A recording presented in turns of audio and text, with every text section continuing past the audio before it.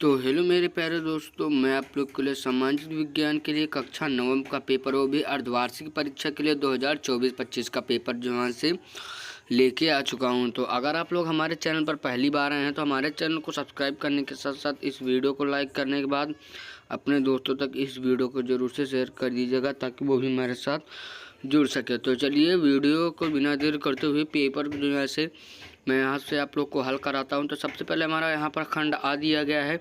खंड आ में हमारा जो है से 20 बहुविकल्पी है। पहला प्रश्न कह रहा है लुई 16वां फ्रांस की राजगद्दी पर किस वर्ष बैठा था। इसमें चार ऑप्शन दिए गए हैं।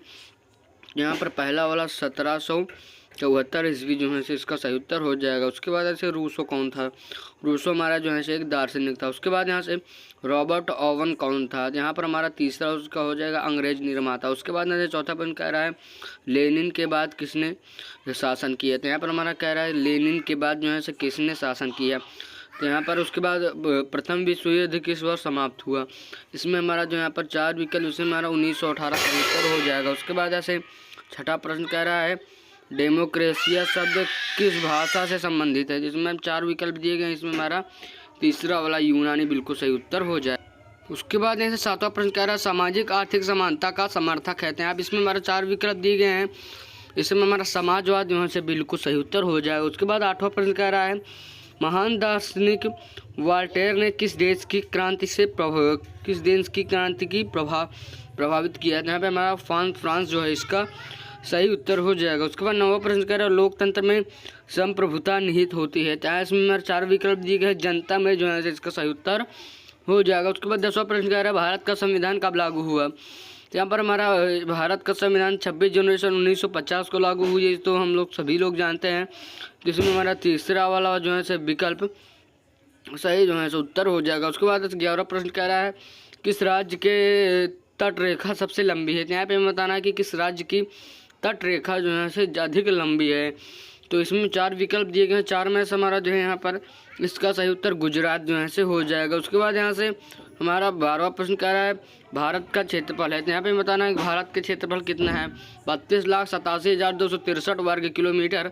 जो हमारा पहला ऑप्शन दिया गया यही हमारा सही उत्तर हो जाएगा। उसके बाद 13वां प्रश्न कह रहा है माउंट एवरेस्ट की ऊंचाई है। तो यहाँ पे हमारा 13वां प्रश्न कह रहा है माउंट एवरेस्ट की जो है से ऊंचाई हमारी कितनी हो सकती है।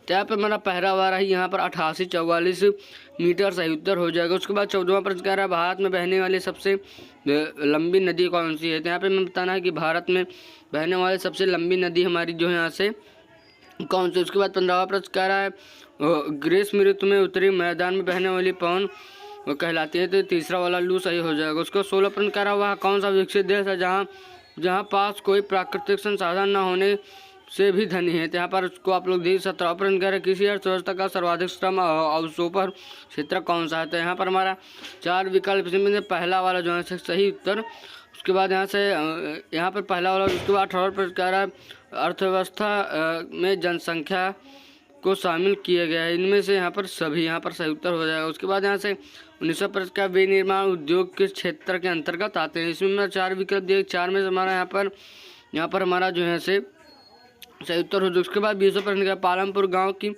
मुख्य क्रिया कौन सी है। यहाँ पर कृषि जो है ऐसे सही उत्तर हो जाएगा। उसके बाद वर्णनात्मक प्रश्न दिया गया है रोबेस्पियर कौन था, उसके राज्य को आतंक का राज्य क्यों कहा। उसके बाद यहाँ से आप लोग को देख लेना अथवा करके 2-4 प्रश्न दिए गए। उसके बाद दूसरा प्रश्न का लोकतंत्र की 2 विशेषताएं।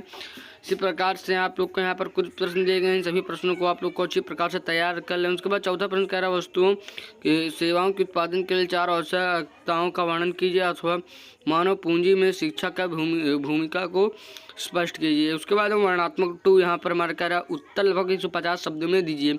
फ्रांस की क्रांति कब हुई, इसका इस पर क्या प्रभाव पड़ा था, वर्साई की संधि का मुख्य धाराएं क्या थी। उसके बाद 6वां प्रश्न का लोकतंत्र अपने नागरिकों से क्या अपेक्षाएं रखता है। उसके बाद अथवा करके भारतीय संविधान का निर्माण कब और कैसे हुआ। उसके बाद 7वां प्रश्न करा हिमालय का निर्माण कैसे हुआ था, वर्णन कीजिए। अथवा करके किसी देश की अर्थव्यवस्था के लिए नदियों के महत्व को बताइए। महिलाएं क्यों वेतन वाले कार्यों में नियोजित होते, उसके बेरोजगारी से होने वाली हानियां बताइए। उसके बाद यहाँ से 9वां प्रश्न मानचित्र संबंधी प्रश्न यहाँ पर आपको दिए गए हैं। इन सभी को यहाँ पर आप लोग को जो है से विश्व के मानचित्र में आपको दर्शाना है जो है इन सभी को आपको विश्व के मानचित्र में यहाँ पर आप लोग को दर्शाना होगा। उसके बाद भारत के मानचित्र में आप लोग को यहाँ से इसको यहाँ पर कंजरिया राष्ट्रीय उद्यान यहाँ पर इस चिन्हित और आपको यहाँ पर इसी प्रकार से यहाँ पर लगभग 4-5 जो है प्रश्न दिए गए हैं, आप लोग को इसको कर लेना है। तो अगर आपको वीडियो अच्छी लगी हो तो वीडियो को लाइक करने के साथ साथ हमारे चैनल को सब्सक्राइब कर लीजिएगा, क्योंकि आप लोग को इस चैनल पर आगे भी ऐसी वीडियोस मिलने वाली हैं। तो चलिए मैं मिलूँगा एक और वीडियो में, तब तक के लिए जाने से पहले आप लोग हमारे चैनल को सब्सक्राइब कर लीजिएगा और अपने दोस्तों को शेयर कर दीजिएगा ताकि वो भी हमारे साथ जुड़ सकें और आप भी हमारे चैनल को सब्सक्राइब कर लीजिएगा। तो चलिए मैं मिलूँगा एक और वीडियो में, तब तक के लिए जय हिंद, वंदे मातरम।